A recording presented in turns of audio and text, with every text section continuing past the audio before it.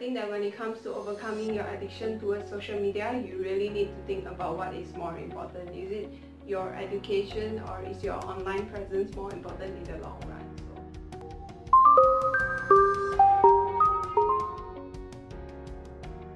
Hey guys, Victoria here and welcome back to another video. So in today's video, I'll be sharing some of the ways that you can use to control your usage of social media, because social media has become such a predominant part of our lives and it is going nowhere. And it is so cliche to say this, but I'm going to say it anyway because it's true. We have to learn to control our usage of social media before it takes over our lives, because as you know, social media is bad not only for our grades but also for our mental health. Let's get into the video. The first tip is to have self-discipline, and there's a quote by Jim Rohn that I really like on self-discipline. He said that everyone must choose one of two pains, the pain of discipline or the pain of regret. So if you have self-discipline, you will avoid spending too much time on social media because you know what you have to do and you will get it done. But often that is not the case for us.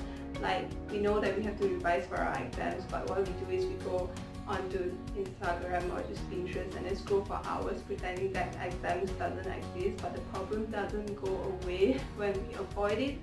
So if you have self-discipline and you go onto social media only when you have nothing else to do, then congratulations, you are not addicted to social media. But if not, then we'll proceed to the more specific tips, because I know that self-discipline is something so general, but number two is more specific, and it is to turn off your notifications.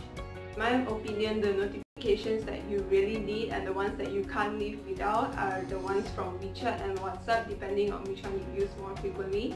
And other than that, you can turn off the notifications from Instagram, Twitter, Snapchat, whatever else platforms there are out there, and whatever else you have your notifications on for, because you don't need to be notified whenever someone likes a picture or when someone messages you on Instagram or when someone follows you. By having notifications on, you are literally increasing the chances of you going onto that app by about like 200%, because when you're doing your stuff and you have your phone by your side and there's a notification that someone likes your picture, or when someone requested to follow you, so you'll be tempted to go onto it to approve their request or whatever. But the problem is it doesn't stop there. When you go onto there, you just keep on scrolling. You have to really weigh out your choices and turn off the notifications for unnecessary apps.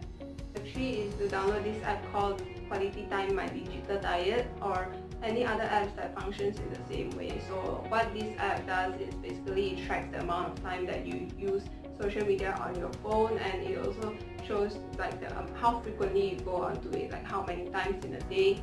And more importantly, you can set a device usage alert and you'll be notified when you surpass a certain amount of time. And you can also set the amount of time that you want to use social media for that day. I think that this acts as a great reminder. We will be more aware of how much time we're actually spending on social media, and we can learn to cut it down little by little. And let's say like right now you're spending 3 hours on social media each day, so by using this app you can try to cut down to spending only 1 hour on social media each day, and you'll be surprised that you'll have 2 more hours to do whatever you like.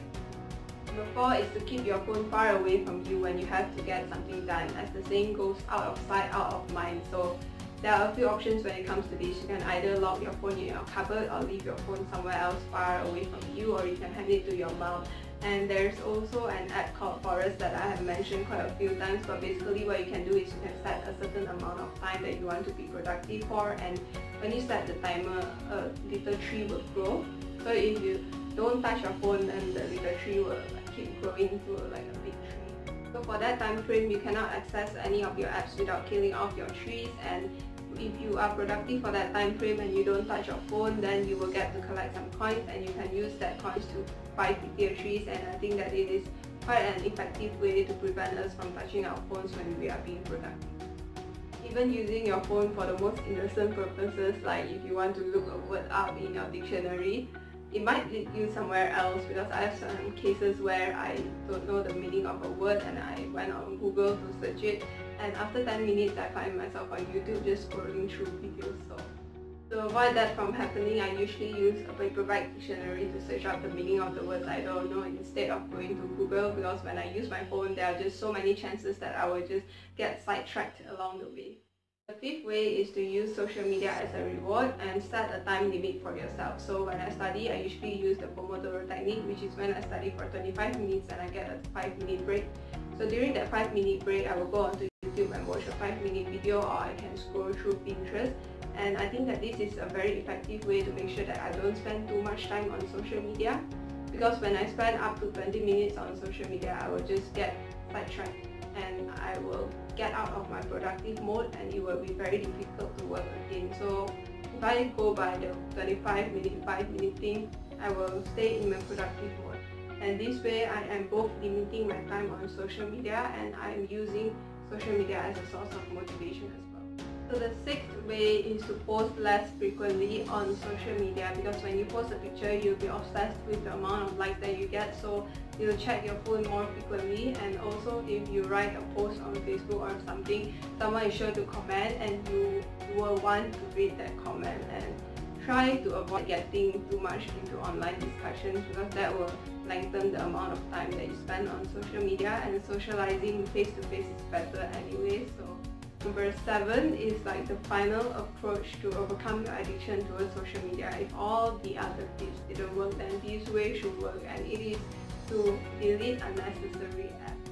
You can't go onto those apps if they are not easily accessible on your phones or on your iPad, so make that choice for yourself and delete those apps. And I know that this is quite difficult to do, but know that you're only doing this for a certain amount of time. Maybe you're preparing towards your final exams and social media is just distracting you too much.